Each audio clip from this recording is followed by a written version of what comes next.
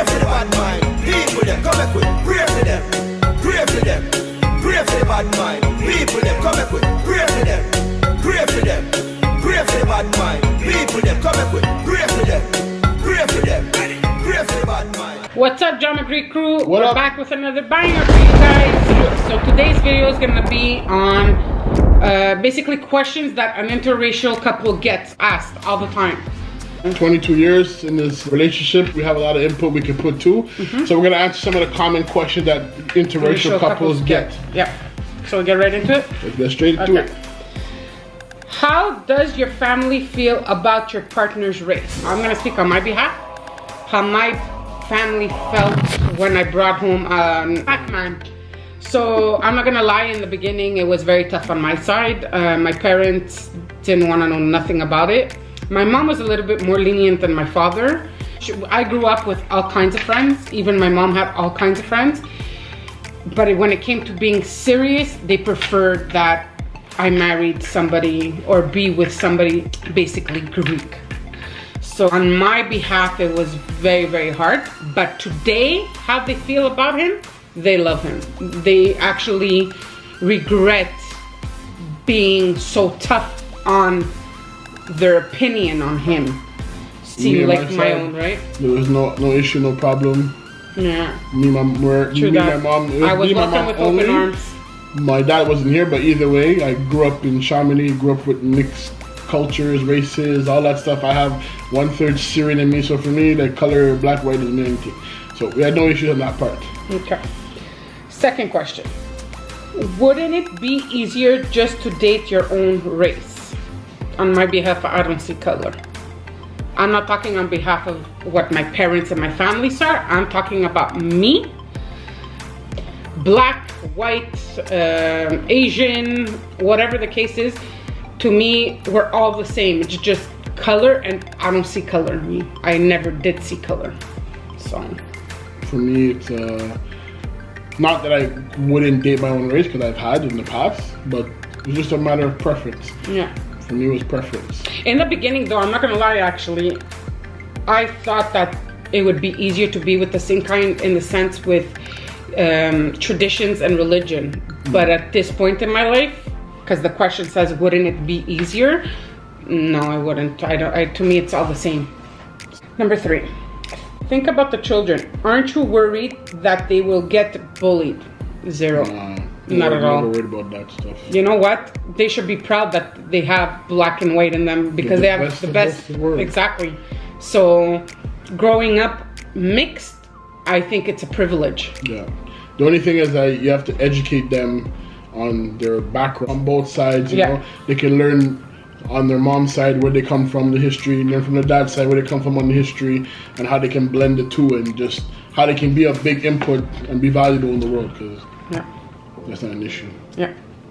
Okay. Number 4.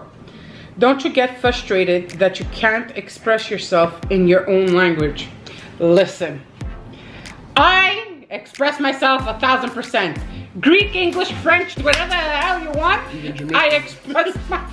To the point she's even cursing in Jamaican. In patois. Basically, no. If I'm frustrated, in general, even on my daily basis with stuff that I do, if at a moment I speak Greek, I speak Greek. And at this point in our relationship, because we've been together so long, he understands everything, so it doesn't make a difference. You? No. when you hear me speaking pure patois, pure Jamaican, that means that I'm mad, I'm pissed, and that's it. Yeah. It comes out. That's true. Do people stare at you when you go out in public? No. Yes, they do. Yeah, but I don't give a I love when people, one thing I love is that, because me and Evelyn, we're the type of couple, we're one with each other. We know each other. We're very comfortable with each other. We have no issues. We never think about, like, some people it's an issue. Honestly, when we walk out with our children, it's like we own the world. Yeah, we walk out with our chest high. We're very proud, because we're just actually like that. A lot of people everywhere we go, people like, my sisters like, man, you guys are like celebrities. You know everybody. Everywhere you go, you know somebody. And we're just like that. And I love when people look at us, because me, I pay attention to stuff. Remember last week, the old lady in the parking lot, we were in Walmart, and she's looking, I'm looking right in her face like, and she's looking, I'm looking See, right I at don't her. really pay attention, so I don't know. Unless he like really. Like, what are you looking at? Yeah. You know, like I'm very open to tell someone, what are you looking at? If you're looking at my wife, I'd be like, yes, can I help you? I'm very all up in your face. So if you see me, you see this video and you see me here in Laval, and you see me and my beautiful family, you're looking, I'm gonna look back and just say, hello. Are you concerned on stereotypes? Stereotypes? No, not at all. I don't care. Because at the end of the day, we're one, and I don't care what people think or say or how they feel. People are gonna talk no matter what, because we just live in a society like that. Look, things have gotten better with interracials, but at the end of the day, people will talk no matter what. If you're white, if you're black, if you're Greek, like even your own kind stereotype about you. So at the end of the day, like I said, to me, I could care less. As long as I'm happy with my other half and my kids are healthy. And you're true to yourself. And you're true to yourself, exactly. Because I see some couples that they're fake about it, you know, like me and my wife were, you know, it's who this is what it is. And at the end of the day, if people have something to say, like I said, people do talk no matter what. But once they tell me to my face, I will deal with you very, like it's a quick cut off. Yeah. Like that's what it is. Like remember when you had this and even on YouTube, like I mean, we're doing YouTube because we love, like especially my children and my husband love doing this. They have it in them. They're natural actors. Me, you see more of a natural reaction, natural speaking. I'm not very camera or social media type. I do my part for my family. But at the end of the day, like I said, if it crosses a line, I'll cut you off and that's it. And that's how it is in my daily life in general, with my friends, my family. Yeah. Look, we had our issues with families too. If you don't respect one of the couple, then you can't be around. We're one. So if you don't accept my children or my husband, then, or vice versa, if you don't accept me or my children for him, moving. It's cut off, cut off. Family, friend, doesn't matter. Keep exactly. On moving. When I beg for this is a good question actually, because it's happened. Anyways, can you help me find a black or white boyfriend girlfriend? So basically, if I could find them a black boyfriend we get asked or a white boyfriend or vice versa. You know what? I got asked a couple of times, and maybe like, because I am an esthetician, so I get a lot of customers. I get that asked a lot, but at the end of the day, you know what, doesn't matter what color you are. Like to me, is once you find the person you click with, like there has to be some type of connection and attraction too, but to me it's more of a connection, like a bond. If you don't have that bond, I can't force it, you know, it's not gonna work. Look, if you're a person that's very confident in yourself, me, I'm comfortable in my skin. I love myself. I don't need someone else's approval to know or to tell me they love me. I love myself first. So right there, if I love myself, someone else is gonna love me. Yeah. I'm confident in everything I do. I look good. I feel good. So just that alone, that confidence level, I need to be with someone that's at your level, same like me, or if someone has it in them but they haven't brought it out, I can bring it out of them. Yeah, that's what kind of where you were. But I was always I'm confident in myself, meaning like. Me, I'm a type of girl, if I want to get something done, or if I have... You're independent. I'm very independent in the sense that I have goals in life. I'm ambitious. So if I want to do something, I'm a go-getter. That's what it is. Nothing will stop me. But I'm confident in my skin. Like, I'm not a small girl, but let me tell you, I don't care. I love the way I look. I know I'm a pretty girl. I love myself. I love who I am, and I will never change for anybody. That's what it is. So in that sense, I have to have that connection, because today in a 22-year relationship, I have to say it's very, very important to have the spark and communication. Heads up. Most important. Do you only date black or white people? So again, look, I never dated. He's my first, one and only. I had little what are they called, flings? They were white boys, but I think today, like I can't even talk because he's my one and only. And yes, I find white men attractive, certain white men, but to me, I don't even think about that. Like, so, you? Well, I mean, I've dated different kinds, but for me, like you said, it's more of a connection. Yeah. Okay. But you would date a black woman, like if I doesn't matter if you're I black was in a relationship and I was looking for a type of girl and whatever, it doesn't matter, black, right? It doesn't matter. Okay.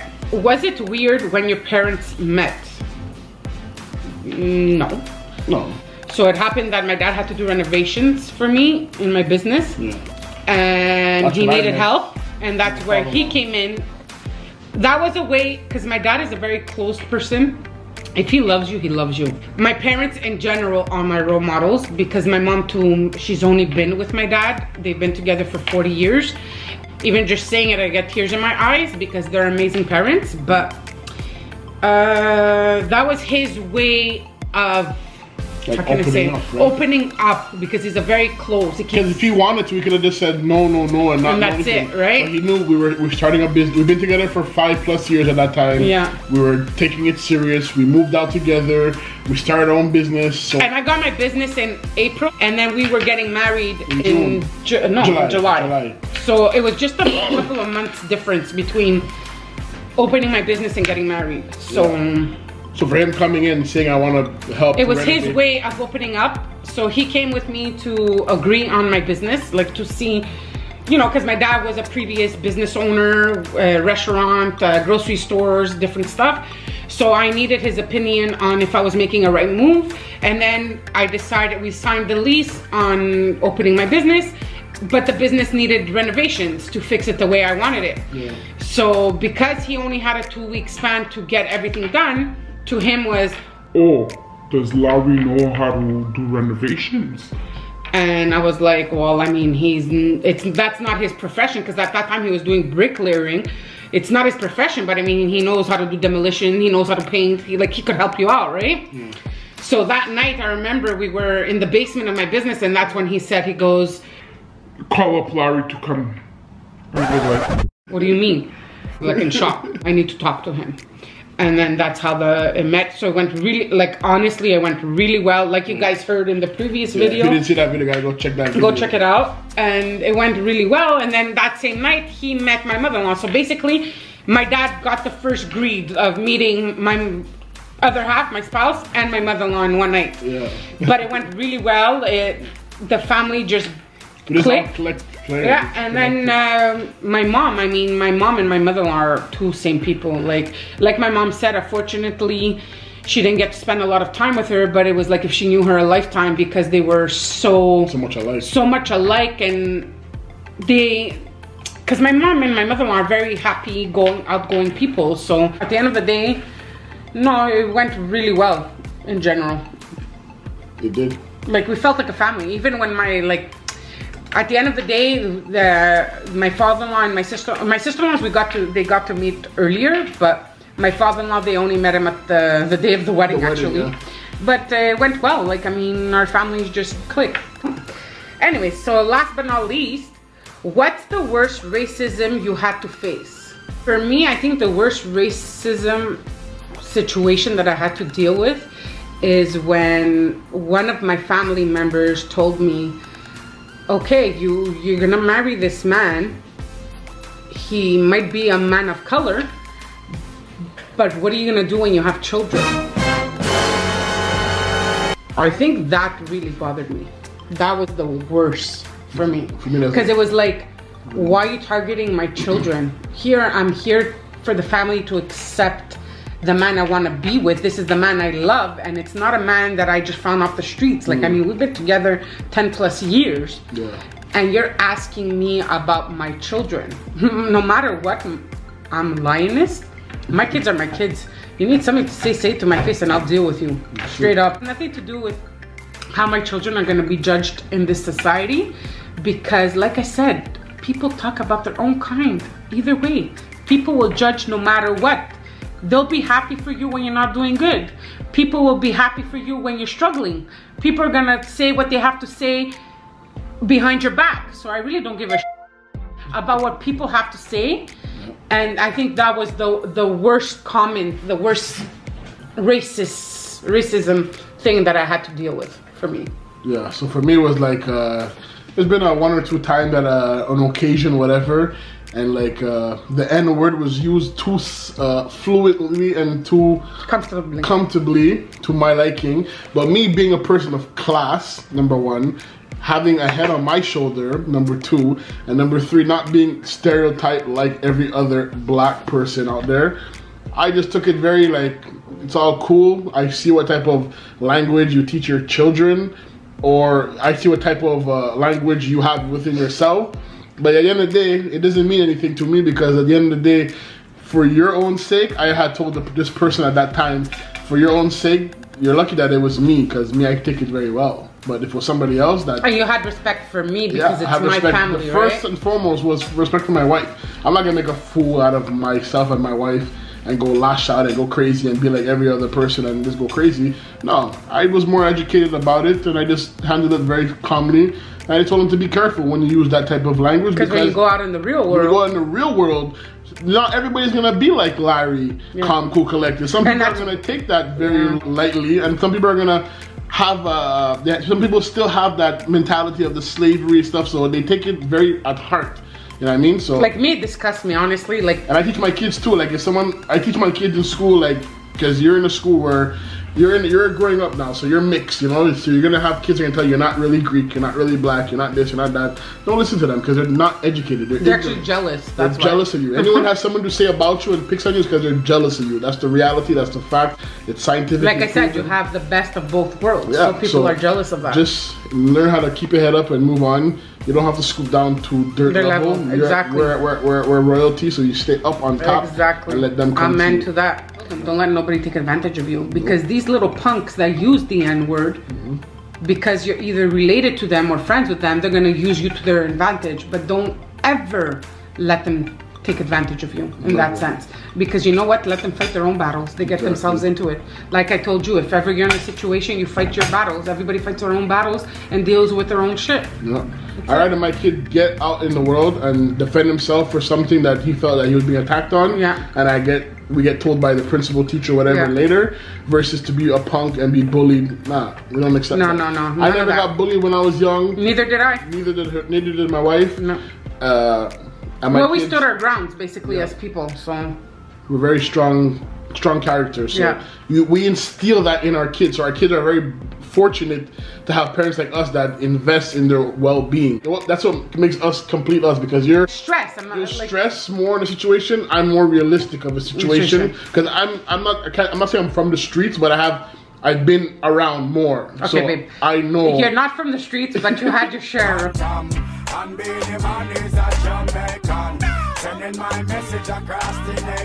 I was a badass. So my son's gonna be just like his father, just a bit better in many ways. So basically, nobody would ever mess with you. That's it.